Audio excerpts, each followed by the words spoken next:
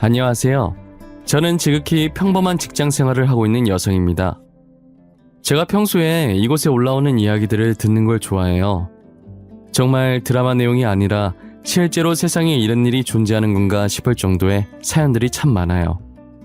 저도 항상 저런 의구심을 가지고 들었었는데 이번에 제가 저런 비슷한 일들을 직접 겪어보니 분명 이보다 더한 일도 존재할 수 있을 것이라는 생각이 많이 들었어요.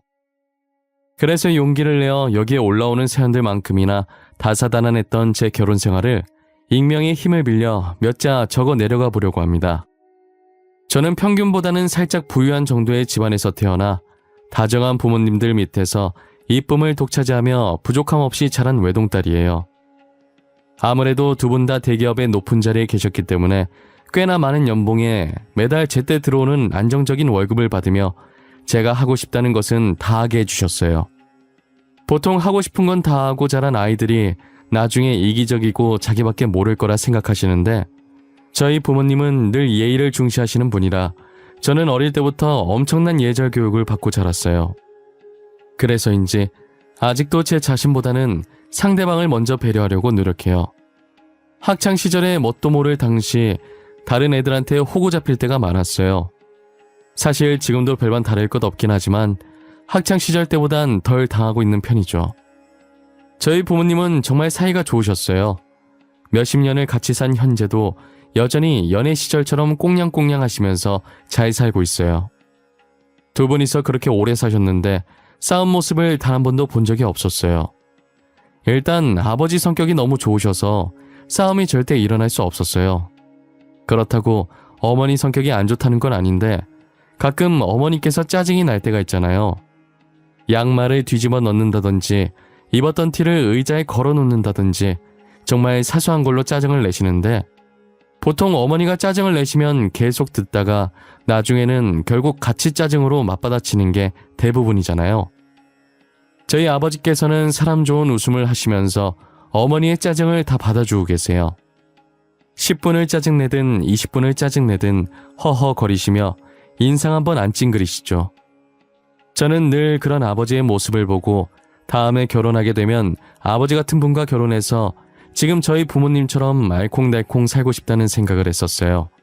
그리고 제가 마음만 먹으면 그렇게 살 수 있을 줄만 알았어요. 저는 남편과 대학교 캠퍼스 커플로 유명했고 취업한 뒤로도 꽤나 오래 사귄 뒤에 결혼까지 성공했어요. 저희가 얼마나 오랫동안 연애를 했으면 결혼했을 때 동기들은 너도 나도 드디어 결혼하냐면서 징하다고 너희들이 결혼을 하냐 마냐 내기도 했었다고 하더라고요. 그렇게 축복과 질타를 받으며 행복한 결혼식을 마쳤고 저는 부모님 같은 결혼 생활을 기대했어요. 저희 남편은 하고 있는 일에 최선을 다했고 학교 다닐 때나 직장을 다닐 때나 늘 성실했고 제일 중요한 조건인 사람 됨됨이가 정말 좋았어요. 저는 남편 집안이 조금 가난했지만 사람 됨됨이 그거 하나만 보고 결혼까지 결심하게 됐죠. 제가 남편을 오래 만난 것에 비해 시댁 식구를 결혼 전에 두세 번밖에 보지 못했어요. 결혼을 할지 안 할지 모르는데 미리부터 시댁을 만날 필요는 없다고 생각했거든요. 그래서 남편에게 프로포즈를 받은 후에 시댁 식구를 만났었어요. 하지만 시어머니와 시누는 남편과 성격이 딴판이었어요. 두세 번 봤다고 해서 사람 성격을 단번에 알 수 있는 게 아니잖아요. 결혼하고 보니 시어머니와 시누 성격이 너무 드세더라고요. 시아버지는 그래도 남편과 성격이 비슷해서 항상 며느리 사랑이 지극하셨어요. 제가 오면 시어머니께서는 저를 딱 며느리 이상도 이하도 아닌 정도로 대하셨는데 시아버지께서는 마치 친딸을 반기듯 반갑게 맞이해 주셨죠. 그래서인지 저도 시어머니보다는 시아버지를 더 좋아했어요.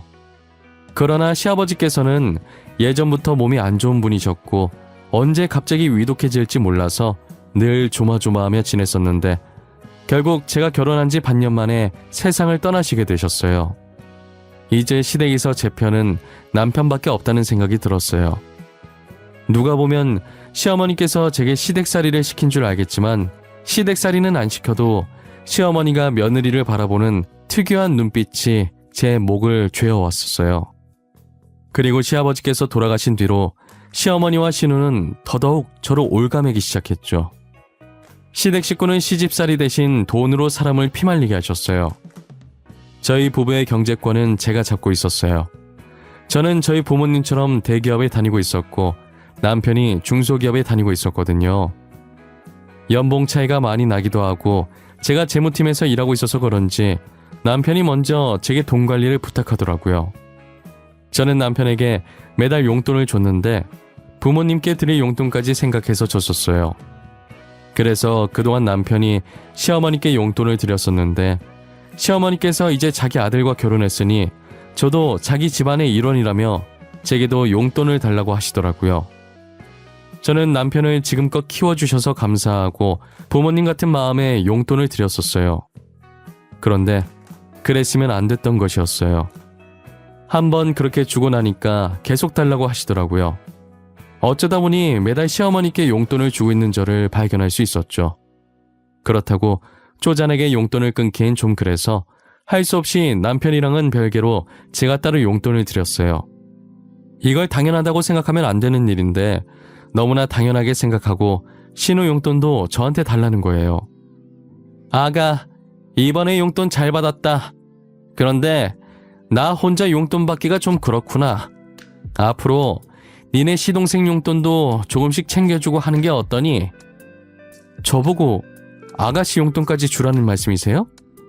아가씨 용돈은 어머님께서 주시면 되잖아요. 남편한테도 용돈 받을 거고 저한테도 용돈 받으시는데 거기서 조금 떼서 주시면 안 되나요?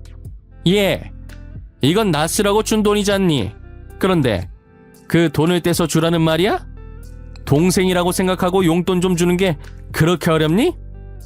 어머님, 막말로 제 동생도 아닌데 제가 왜 줘야 하나요? 그런 건 오빠인 남편한테 부탁하세요. 그리고 이참에 저도 할 말이 있는데 제가 어머님 용돈을 왜 드리고 있는지 모르겠어요. 우리 아들 그만큼 키워서 너한테 보냈으면 당연히 고맙다고 용돈 줘야 하는 거 아니니? 얘는 말 같지도 않은 소리를 하고 있어. 그럼 그 돈도 저희 남편한테 받으셔야죠. 저희 부모님은 저를 그냥 키우신 줄 아세요? 남편은 저희 부모님한테 용돈 한 번 준 적 없어요. 그런데 제가 왜 어머님께 용돈을 드려야 하냐고요? 제 말에 화가 나셨는지 온갖 폭언을 쏟아내시더라고요. 저도 제 딴엔 화가 나서 그대로 전화를 끊어버리고 용돈도 같이 끊어버렸어요.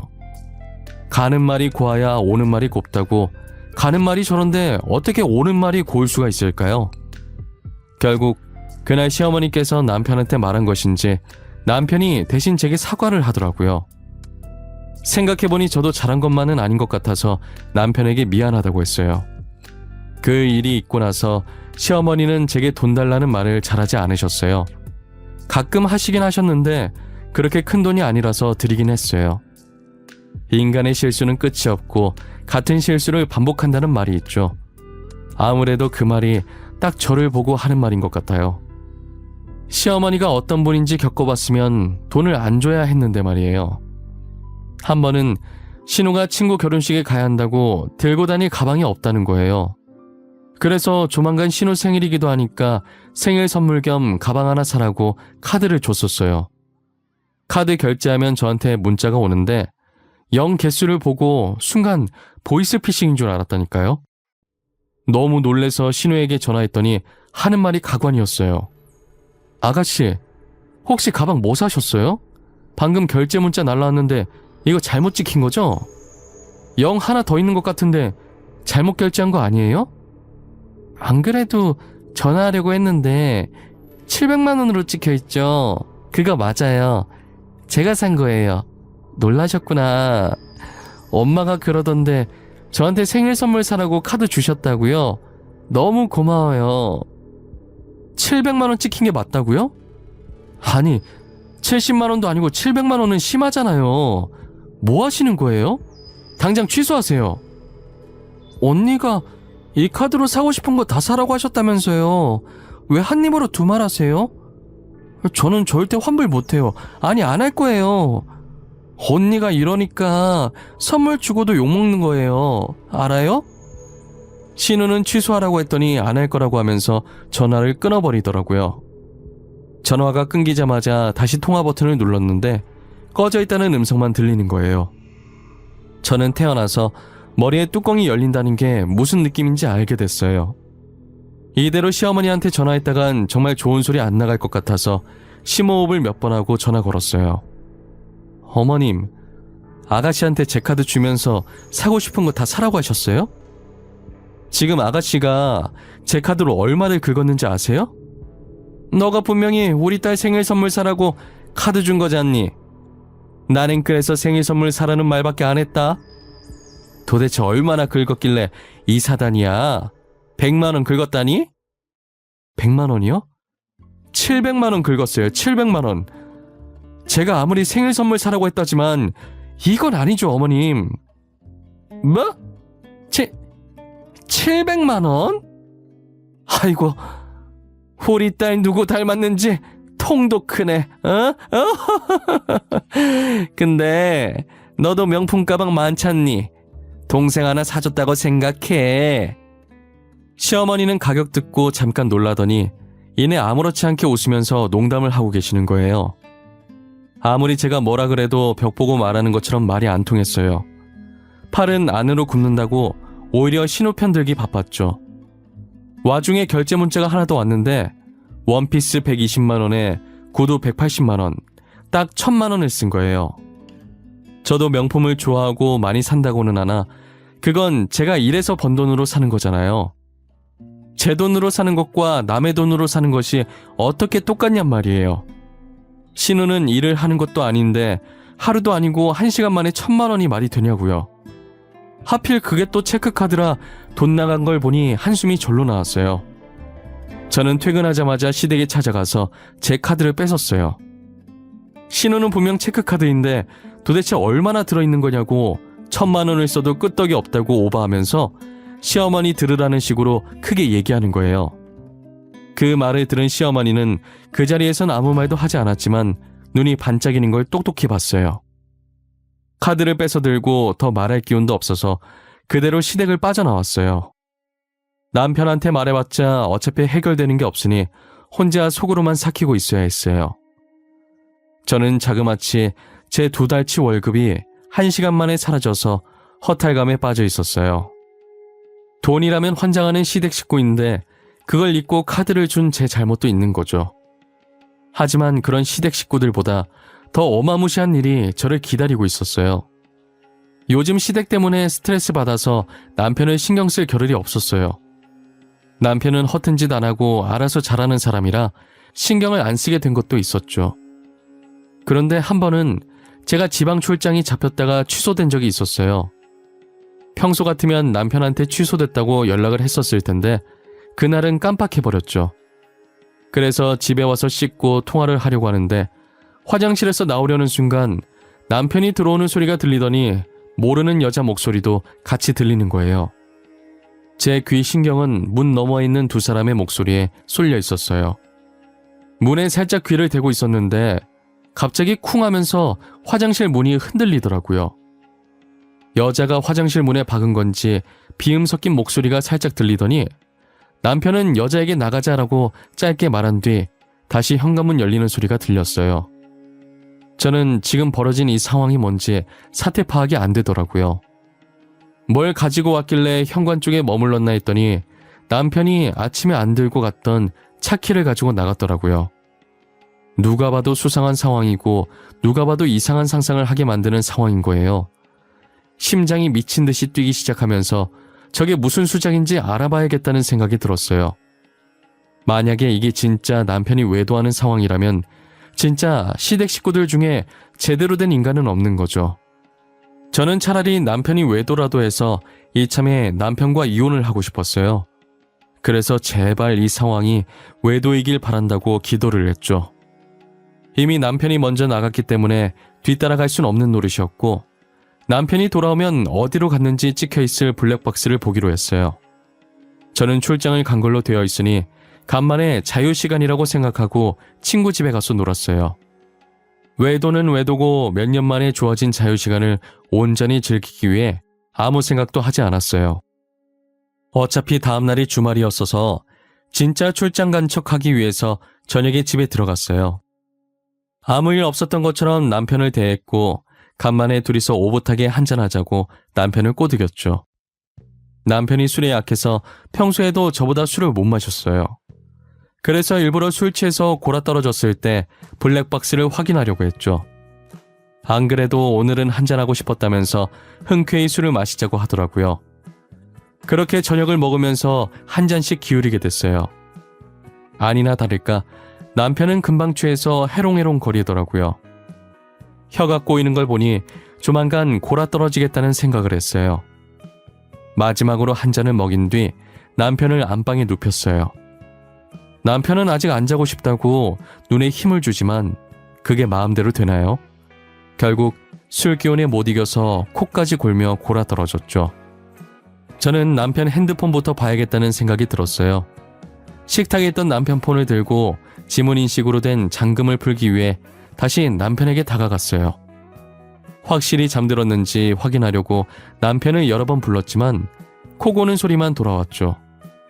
잠든 것을 확인하고 남편 손을 살짝 들어서 잠금을 풀었어요. 역시나 제일 먼저 카톡 메시지를 확인했어요. 최근 기록 중에 눈에 띄거나 수상해 보이는 저장명은 딱히 없었어요. 다 회사 사람처럼 보였는데 제일 마지막에 찍힌 대화 내용이 수상한 직원이 한 명 있었어요. 저는 주저없이 그 대화방을 눌러보았고 대화한 것들을 훑어보는 순간 입을 막았어요. 저장명만 봐서는 같은 회사 직원 같았는데 알고 보니 저희 대학교 후배였고 게다가 저와 결혼하기 전부터 그 후배와 바람을 피고 있었던 거예요. 제가 대학 다닐 때 엄청 친했던 후배였고 며칠 전에도 저와 연락했던 아이였거든요. 분명 제가 알기론 옷가게를 하던 아이였는데 사원이라고 적혀있는 거 보니 혹시나 제가 미리 보기로 뜨는 카톡을 우연이라도 보게 될까봐 저장명을 일부러 바꾼 것 같아요. 외도가 맞아서 다행이긴 한데 상대가 저랑 친한 후배였다는 게 믿기지가 않았어요. 전혀 예상치도 못한 일이 벌어져서 어안이 벙벙했죠. 저는 카톡 내용을 다 저장해서 제 폰으로 옮겨놓고 제가 사용했다는 증거들을 다 없앴어요. 남편 사진첩에 들어가 보니 커플 사진도 꽤나 많길래 그것도 같이 옮겨놨어요. 그 다음 남편 차키를 챙겨서 지하 주차장으로 향했어요. 블랙박스에 새로운 메모리 카드를 꽂아놓고 기존에 있던 메모리 카드를 들고 올라왔어요. 작은 방에 있던 제 개인 노트북으로 메모리 카드에 들어있는 영상들을 확인했죠. 그리고 전날 둘이서 나갔던 시간을 돌려봤는데 차 타는 장면을 보니 후배가 확실했어요. 제가 정말 아꼈던 후배라 그런지 배신감이 2배로 들어서 저절로 이마를 짚게 되더라고요. 저는 진절머리 나는 시댁에서 벗어나기만 하면 되는 거라 남편한테 이혼 소송하고 상간녀 소송은 생각도 안 하고 있었는데 배신감에 상간녀 소송도 같이 해야겠다는 생각이 들었어요. 그리고 이걸로는 모자랄 것 같아서 현장을 덮치기로 했죠. 블랙박스로 대화 내용 들어보니 자주 가던 곳인 듯 오늘도 호텔에 가자고 하더라고요. 어지르고 어설프게 치우면 들키니까 철두철미하게 호텔에서 애정 행각을 벌인 것 같았어요. 돈도 쥐뿔도 없으면서 꼴에 비싼 호텔에 들어가길래 기가 찼어요. 저는 그 호텔 이름을 메모장에 적고 포털 사이트에 검색해서 주소를 알아냈죠. 그리고 하루 연차를 써서 급하게 출장 잡혔다고 거짓말을 친 뒤 집을 비웠어요. 그런 다음 그들이 자주 왔었던 호텔에 먼저 도착해서 로비에 앉아 있었어요. 남편이 제 미끼를 문 것인지 멀리서 후배랑 팔짱을 끼면서 들어오는 게 보이더라고요. 비싼 호텔이라고 어찌나 멋진 척 있는 척 다 하던지 진짜 꼴값이었어요. 저는 근처 카페에서 샀던 커피를 들고 그 둘 앞에 다가가서 실수인 척 커피를 쏟았어요. 그리곤 얼굴이 안 보이게 살짝 고개를 내리고 손으로 남편 와이셔츠에 묻은 커피를 털었어요. 어머 어떡해. 죄송해요. 이걸 어쩌나? 비싼 옷 같은데. 제가 세탁비라도 드릴게요. 앞을 제대로 못 봤어요. 진짜 죄송해요. 지금 어딜 만져요. 남의 남자 함부로 만지지 마세요. 이게 얼마짜리 옷인지는 알고 이러세요? 진짜 이 아줌마 웃긴. 희진 언니? 안녕 수연아? 매번 통화만 했지 얼굴 보는 건 졸업하고 나서 처음인 것 같다. 그치? 옷 걱정하던데 이 옷 100만 원밖에 안 해. 괜찮아. 그리고 지금 남의 남자 만지고 있는 건 너 같은데? 아, 언니 그게요. 이거 오해예요. 제가 다리를 접질러서 제대로 못 걸어가지고 선배가 부축하고 계신 거였어요. 언니가 생각하는 그런 거 아니에요. 여보, 수연이 말이 맞아. 내가 부축하고 있었던 건데 당신이 오해하기 딱 좋네, 그치? 우리 진짜 당신이 생각하는 그렇고 그런 사이 아니다. 그래? 오해하기 딱 좋게 팔짱 끼고 다니고 오해하기 딱 좋게 호텔에 같이 들어온다? 그리고 방금 들어올 땐 수연이 되게 멀쩡하던데? 두 발로 엄청 잘 걷더라고. 오해 맞아? 제 말에 남편과 후배는 끼고 있던 팔짱을 서서히 풀고 아무 말도 못한 채 서서 우물쭈물 하더라고요. 저는 결국 화를 참지 못하고 살면서 처음으로 누군가에게 뺨을 때려봤어요. 먼저 남편 뺨을 내리쳤고 다음으로 후배 뺨을 내리치려는데 남편이 제 손목을 잡고 막더라고요. 그 모습을 보니 얼마나 가짠던지 정말 헛웃음밖에 안 나왔어요. 제 손목을 잡고 있던 남편의 손을 더럽다는 듯이 뿌리치고 세계의 사랑이라며 박수를 쳐줬죠. 손에 아직 커피가 많이 남아있길래 그대로 들어서 남편 머리 위로 부었어요. 그리고 그 종이컵을 한 손으로 구겨서 후배한테 던져버렸죠. 그래도 분이 안 풀려서 더 뿌릴 게 없나 찾아보는데 어쩜 준비성이 이렇게나 철저한지 가방에 먹다 남긴 포도주스가 있는 거예요. 며칠 동안 가방에 묵혀뒀던 건지는 모르겠지만 그 포도주스를 뿌릴 생각으로 뚜껑을 열려고 하자 후배가 무릎을 꿇더니 제 다리를 붙잡고 빌더라고요. 언니, 내가 미안해. 잘못했어. 당장 오빠랑 헤어질게. 그러니까 제발 그것만은 뿌리지 마. 이 옷 진짜 비싼 거란 말이야. 한정판이라 구할 수도 없어. 그리고 이거 어머님이 사주신... 아니, 그게 아니라... 어머님? 설마 내가 아는 그분 말하는 거니? 어머님도 둘 사이 알고 계신 거야? 그런데 얘는 그 옷보다도 못한 존재인가 봐. 얘 커피 맞을 땐 가만히 있더니 너네 진짜 웃긴다. 언니, 한 번만 봐줘. 나 진짜 다시는 오빠 안 만날게. 우리 만난 지도 얼마 안 됐어. 진짜야. 거짓말을 밥 먹듯이 하는구나. 둘이 외도하는 것도 알았는데 언제부터 만났는지도 모르겠어? 너넨 진짜 쓰레기만도 못해. 너네를 쓰레기랑 비교하려고 하니 쓰레기한테 너무 미안할 지경이야. 저는 주스 뚜껑을 열어서 천천히 후배 머리 위로 부었어요. 후배는 머리부터 차가운 주스가 느껴지자 울고불고 그만하라고 소리를 질렀죠. 결국 한 명은 커피, 한 명은 포도주스를 뒤집어 쓰고 난리도 아니었어요. 그 모습을 혼자 보기 아까웠는데 다행히 거기 호텔에 있던 모든 사람들과 같이 구경을 했어요. 야, 차키 내놔. 그거 우리 아빠가 해주신 거잖아. 넌 어차피 쥐꼬리 월급 받으면서 돈이 어디서 나서 이런 곳에 오고 이런 옷을 입고 다니냐? 꼭 이렇게까지 해야겠어? 당신 이런 사람 아니었잖아. 내가 당신한테 못했던 것도 아닌데 왜 그래? 마누라 두고 바람핀 주제에 뚫린 입이라고 하는 말이 고작 그거냐? 나한테 잘했으면 바람펴도 된다는 거야? 그리고 나를 이렇게 만든 게 지금 누군데? 모든 책임을 저한테 돌리려고 하는 남편에게 소리를 지르고 남편 손에 들려있던 차키를 들고 나왔어요. 저는 그대로 차를 끌고 집으로 와서 미친 듯이 짐을 싸기 시작했어요. 어차피 제가 모았던 돈으로 마련한 집이라 나올 때 현관문 비밀번호를 바꿔버렸어요. 정말 집안에 남편이 해온 거라곤 단 하나도 없었죠. 잘난 것 하나 없으면서 무슨 배짱으로 바람을 핀 건지 이해가 안 됐어요. 그리고 그 옷들과 호텔비는 도대체 어디서 났는지 모르겠더라고요. 사실 부모님 걱정할까봐 친정에는 안 가려고 했지만 어차피 알게 되실 거고 친정 말고는 갈 곳이 없었어요. 많이 망설였지만 선택지가 없으니 할 수 없이 친정으로 들어가게 됐어요. 저희 부모님은 제 꼴을 보고 당연히 놀라셨고 저는 자초지종 상황 설명을 했어요. 자세한 얘기는 안 했고 시댁에서 계속 돈 요구하고 남편이 바람났다는 정도만 이야기했죠. 친정어머니는 충격에 아무 말도 못하셨고 친정아버지는 당장이라도 남편을 박살낼 거라며 지금 바로 남편 있는 곳으로 가자고 난리셨어요. 아빠 진정해. 나 괜찮아. 어차피 돈 때문에 이혼하고 싶어서 남편 외도하게 해달라고 기도했었어. 기도빨 은근 먹히네. 종종 써먹어야겠다.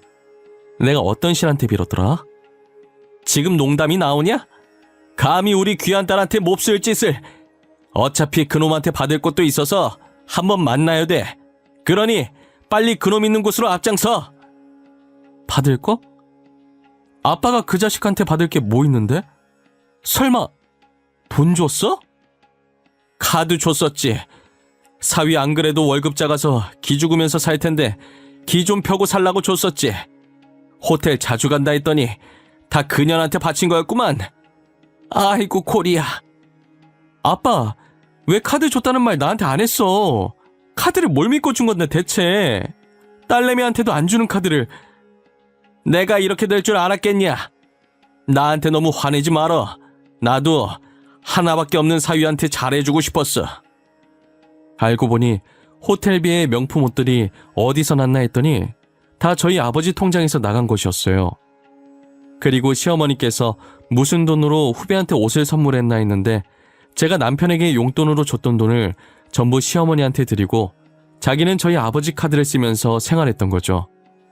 아버지는 내역서를 보고도 저랑 쇼핑하고 호텔에 놀러간 줄 알았대요.